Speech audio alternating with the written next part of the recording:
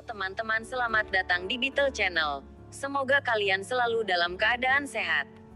Hari ini kami akan melanjutkan sandiwara novel. Jangan lupa subscribe, like, komen dan share ya. Terima kasih sudah berkunjung di Beetle Channel. Jangan lupa untuk memberikan komentar kalian, agar channel ini semakin berkembang. Amin. Bab 8. Meskipun Wendy Suler tidak mengerti pasar saham, dia telah mendengarkannya dan sangat ingin mencobanya.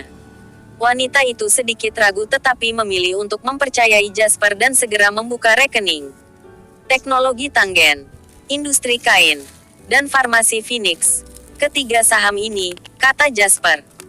Dengan asisten pribadi yang cantik seperti Wendy, Jasper tentu tidak repot-repot melakukannya sendirian. Setelah menyebutkan ketiga nama itu, Wendy membuka rekening ketiga saham tersebut secara terpisah. Di kehidupan masa lalu Jasper, ketiga adalah saham paling pesat selama periode ini. Bagaimana cara kita membelinya? Tanya Wendy. Uang tunai sejumlah 1,8 juta dolar menunggu di rekening yang dia gunakan. Itu adalah jumlah uang yang sangat besar di era ini. Namun Wendy tidak merasa gugup. Lagi pula sebagai putri seorang terkaya di provinsi ini, dia lebih sering melihat uang daripada orang lain. Namun ucapan Jasper selanjutnya mengejutkan Wendy. Semuanya, menginvestasikan semuanya, tanya Wendy kaget. Meskipun ini adalah pertama kalinya dia bermain saham secara pribadi, dia mengetahui teori ilmu secara teoretis saat belajar di universitas. Ini adalah pertama kali Wendy melihat seseorang yang begitu nekat.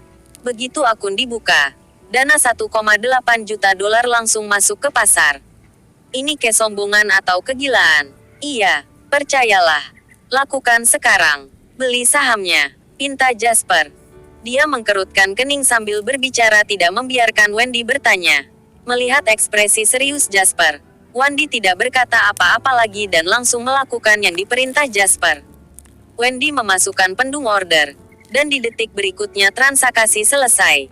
Melihat dana yang tersimpan di akun berubah menjadi 1 digit, perangkat luang juga memberitahu jika pesanan terlalu berat dan beresiko. Wendy menghela nafas lega. Nanti ayo pergi ke mall digital.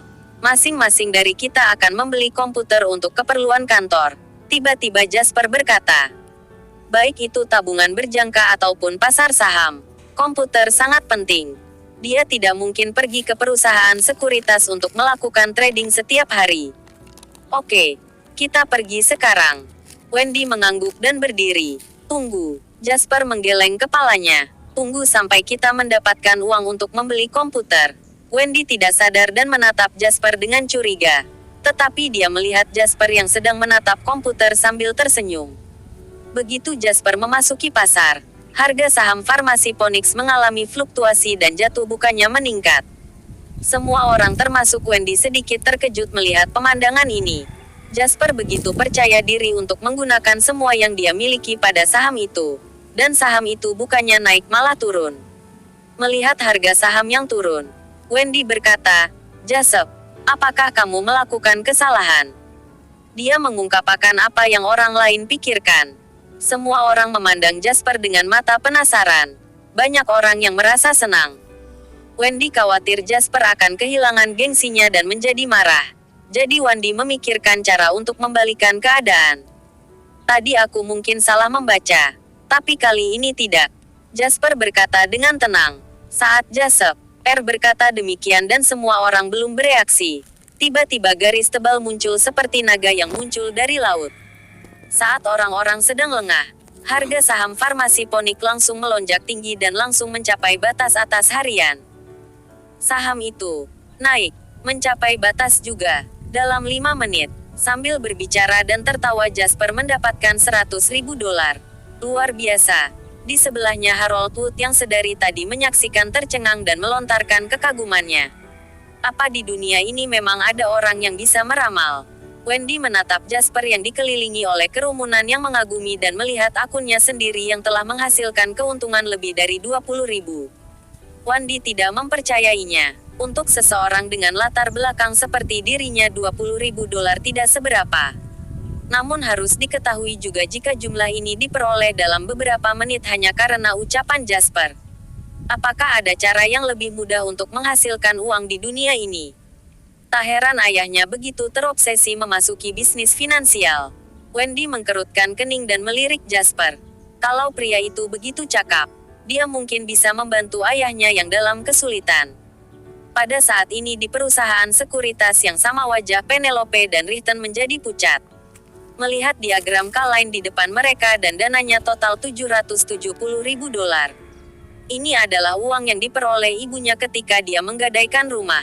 Namun hanya dalam beberapa menit mereka telah kehilangan 10% dari $770.000. Ini adalah trading. Wajah Richten sangat tidak menyenangkan. Sejujurnya untuk mendapatkan hati Penelope, dia dengan tulus bermaksud mendapatkan uang untuknya. Namun pasar saham tidak dapat diprediksi dan tidak ada yang bisa menjamin keuntungan tetap. Untuk berjaga-jaga, Richten memilih saham yang likuid tidak mungkin naik dan turun tajam. Namun kelebihannya juga tidak akan banyak merugi. Sayang kemalangan melanda. Begitu Penelope masuk, stok langsung jatuh ke posisi terendah dan sejak saat itu tidak bergerak. Hilang 77.000. Tatapan Penelope pada layar terlihat kosong. Tidak dapat menerimanya. Sayangnya pasar saham seperti ini resikonya juga sangat tinggi. Tetapi ini hanyalah keuntungan dan kerugian pada posisi saat ini. Kalau nanti saham naik, kita masih bisa menutup kerugian, kata Richten. Namun Penelope tidak ingin mendengar penjelasannya. $770.000 adalah uang yang dia dapatkan dengan menggadaikan rumahnya. Dia mengira jika dia bisa menghasilkan banyak uang, tetapi sekarang dia telah kehilangan 10% uangnya. Pada saat ini, sebuah pengumuman muncul, saham yang dibeli oleh Penelope ditangguhkan karena pelanggaran besar. Sulit untuk mengatakan kapan perdagangan akan dilanjutkan untuk penaguhan ini. Selain itu meskipun pasar dibuka kembali, harga saham setidaknya akan terpotong setengahnya karena berita negatif yang begitu besar. Wajah Penelope menjadi pucat. Dia tidak berani membayangkan bagaimana reaksi kakak dan ibunya jika mengetahui kejadian ini. Dengan tangan dan kaki yang berkeringat, Penelope tiba-tiba panik. Setelah mendapatkan $110.000, Jasper sangat senang. Ditatap dengan pandangan yang berbinar oleh Harold, dia meninggalkan perusahaan sekuritas dan membawa Wendy ke mall digital terdekat. Dia memilih 2 laptop terbaru dan menghabiskan lebih dari $30.000. Itu adalah uang yang cukup banyak tetapi bagi Jasper itu bukanlah apa-apa.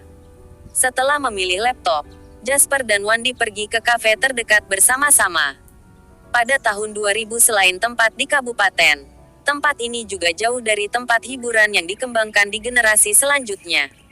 Kafe ini sudah dianggap sebagai lokasi yang sedang ngetren. Wendy melirik laptop di sebelah Jasper yang modelnya persis sama tetapi warnanya berbeda dan berkata, "Terima kasih ya laptopnya." Jasper tersenyum dan berkata, "Ini juga untuk kenyaman bekerja." Wendy menatap Jasper dengan penuh semangat dan berkata, "Bagaimana caramu melakukannya? Kenapa saham yang kamu nikmati cepat sekali naiknya dan banyak sekali?" Jasper tentu tidak dapat memberitahu Wendy jika dia telah dilahirkan kembali dan semuanya ada dalam ingatannya. Jadi dia hanya berkata dengan ringan, "Dari pengalaman yang cermat, kurasa aku biasanya suka nonton berita. Ditambah bakat, kerja keras dan sedikit keberuntungan." Wendy melanjutkan, "Aku ingin meminta tolong pada bersambung. Nantikan bab selanjutnya. Jangan lupa subscribe, like, komen dan share ya."